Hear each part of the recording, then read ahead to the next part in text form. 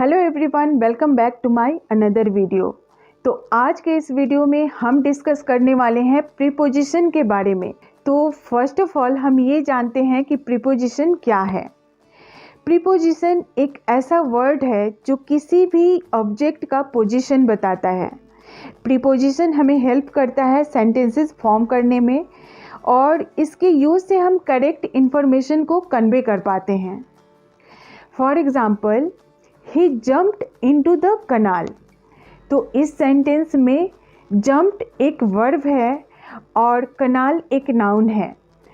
तो वह जंप किया, कहाँ किया? इनटू द कनाल। तो इनटू एक प्रीपोजिशन है जिससे हमें पता चल रहा है कि वह कनाल में कूदा। तो इनटू उसके कनाल में होने का पोजीशन बता रहा है। The cat sit on the table. अब इस सेंटेंस में कैट एक नाउन है और टेबल भी एक नाउन है।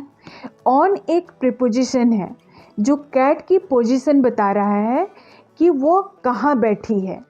तो ऑन से हमें पता चल रहा है कि वह टेबल पर बैठी है। तो ये थे प्रीपोजिशन जो किसी भी ऑब्जेक्ट की पोजीशन बताते हैं। अब जैसा कि हमने दो सेंटेंसेस फॉर्म किए और दोनों सेंटेंसेस में इनटू और ऑन प्रीपोजिशन को यूज़ किया।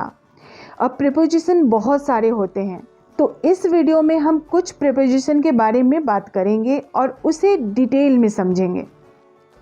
तो सबसे पहले इन और इनटू को समझते हैं। इन का प्रयोग अंदर के लिए किया जाता है। जैसे जब हम किसी चीज़ के अंदर होते हैं तब हम इन का प्रयोग करते हैं। इनटू का प्रयोग किसी व्यक्ति या वस्तु के प्रवेश के बारे में बताता है, यानी कोई चीज़ बाहर से अंदर जा रही है तो इनटू का यूज़ होता है। For example, he is strolling in his room. वह अपने कमरे में टहल रहा है।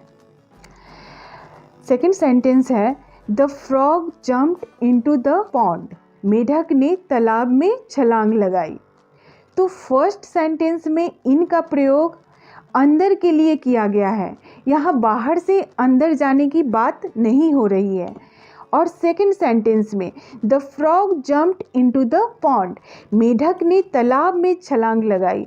तो इस सेंटेंस में मेढक बाहर से अंदर की ओर जा रहा है, यानी तालाब में जा रहा है, इसलिए इनटू का प्रयोग किया गया है। अब बात करते हैं इन और एट की। तो यहाँ पे फिर से हमने इन को ले लिया है। इन का प्रयोग बड़ी जगह के लिए भी किया जाता है और एट का प्रयोग छोटी जगह के लिए किया जाता है। जैसे जब हम एक ही सेंटेंस में दो जगहों की बात करते हैं और उस सेंटेंस में जो भी बड़ी जगह है उसके साथ हम इन का प्रयोग करेंगे और जो छोटी जगह है उसके लिए एट का प्रयोग करेंगे। जैसे किसी ने मेरे से पूछा, where do you live? I will say, I live in Roorkee. अब मैं किसी दूसरे स्टेट में हूँ और वहाँ कोई पूछता है, आप कहाँ रहते हो? तो मैं कहूँगी, आई लिव एट रुड़की इन उत्तराखंड।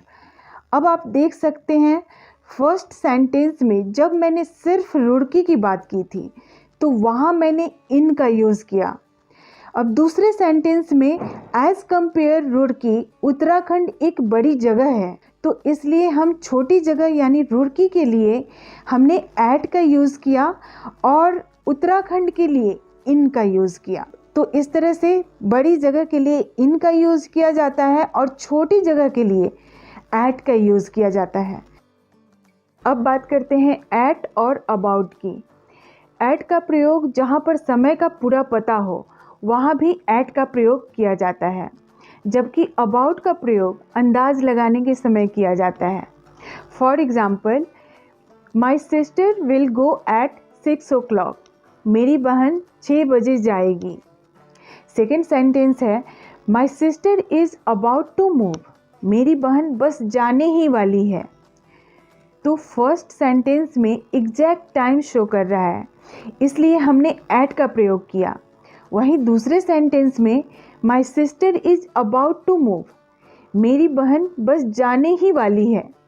यहाँ कंफर्म नहीं है कि वो कब जा रही है, बस अंदाज लगाया जा रहा है, इसलिए अबाउट टू को यूज़ किया गया है। इसके अलावा जब हम परफॉर्मेंस की बात करते हैं तो भी हम एट का यूज़ करते हैं। For example, she is good at dancing, वह डांस करने में अच्छी है। I am good at playing football, मैं फुटबॉल खेलने में अच्छा हूँ। I am not good at cooking, मैं खाना बनाने में अच्छी नहीं हूँ। तो इस तरह से जब हम किसी के अच्छे परफॉर्मेंस या बेकार परफॉर्मेंस की बात करते हैं तो भी हम एट का यूज़ करते हैं। अब बात करते हैं बिटवीन और अमंग की। बिटवीन दो व्यक्तियों के बीच में और अमंग दो से अधिक व्यक्तियों के बारे में जब बात होती है तो वहाँ पे हम अमंग को यूज़ करते हैं। For example, divide this mango between Ram and Shyam, यह आम राम और श्याम के बीच में बांट दो। सेकेंड सेंटेंस है, distribute these mangoes among 4 boys, 4 लड़कों में ये आम बांट दो। तो फर्स्ट सेंटेंस में सिर्फ राम और श्याम की बात हो रही है और सेकेंड सेंटेंस में 4 बॉयज़ की बात हो रही है, इसलिए हमने अमंग को यूज़ किया है। बिसाइड एंड बिसाइड्स, बिसाइड का अर्थ होता है नियर यानी के बगल में, और बिसाइड्स का मतलब होता है के अतिरिक्त, के अलावा। तो बिसाइड का एग्जाम्पल देखते हैं। My house is beside the lake, मेरा घर झील के बगल में है। अब बिसाइड्स का एग्जाम्पल देखते हैं। Besides that you have to keep mum, इसके अलावा तुम्हें चुपचाप रहना चाहिए। अब बात करते हैं सिंस और फॉर के बारे में।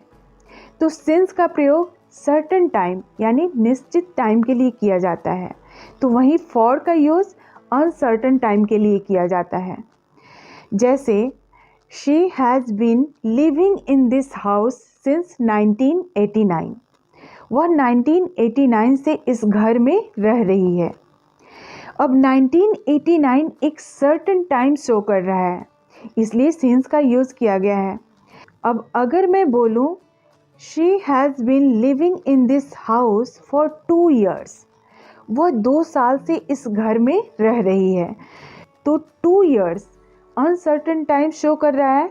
हमारे पास कोई आइडिया नहीं है 2 साल से रह रही है, बट फिक्स टाइम शो नहीं कर रहा है, इसलिए हमने फॉर का यूज़ किया। तो सर्टेन टाइम के लिए सिंस का यूज़ करेंगे और अनसर्टेन टाइम के लिए फॉर का यूज़ करेंगे। अब है on, over, above and upon. तो ऑन का यूज़ जब कोई चीज़ किसी चीज़ के सरफेस पे हो यानी सरफेस से टच हो। ओवर जब कोई चीज़ किसी चीज़ से थोड़ा ऊपर हो। अबव जब कोई चीज़ किसी चीज़ से बहुत ऊपर हो यानी बहुत ऊंचाई पे हो। और अपॉन जब कोई चीज़ मूवमेंट के साथ दूसरे ऑब्जेक्ट पर आए। तो अब एक एक करके सबके एग्जाम्पल देखते हैं। जैसे his book is on the table, उसकी किताब टेबल पर है, यानी कि सरफेस से टच है, इसलिए हमने ऑन यूज़ किया। नेक्स्ट है ही जम्प्ड ओवर द वॉल, वह दीवार के ऊपर से कूदा, यानी कि वह दीवार पे टच नहीं हुआ, उसके थोड़ा ऊपर से कूदा। नेक्स्ट है above, aeroplane flies above the clouds, aeroplane बादल के ऊपर उड़ता है। तो इस सेंटेंस में बहुत ऊंचाई की बात हो रही है, इसलिए हमने अबव का यूज़ किया। नेक्स्ट है upon, he jumped upon the table, वह मेज़ पर कूदा। तो जैसा कि मैंने कहा था, जब कोई ऑब्जेक्ट मूवमेंट के साथ किसी दूसरे ऑब्जेक्ट के ऊपर आए तो ऐसे केस में अपॉन का यूज़ किया जाता है।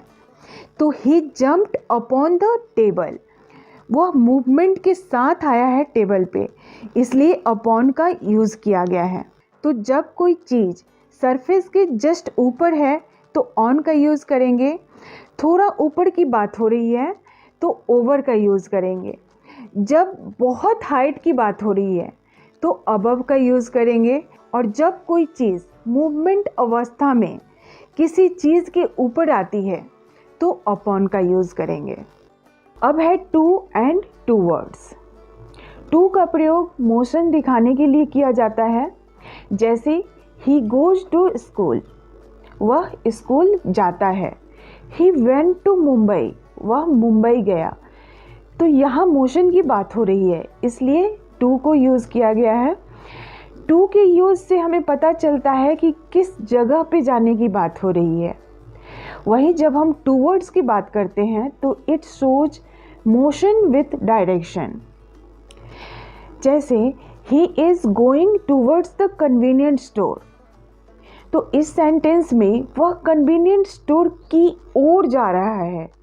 ज़रूरी नहीं है कि वह कन्वीनियंट स्टोर ही जा रहा है, हो सकता है वह अपने दोस्त के घर चला जाए या फिर कहीं और चला जाए।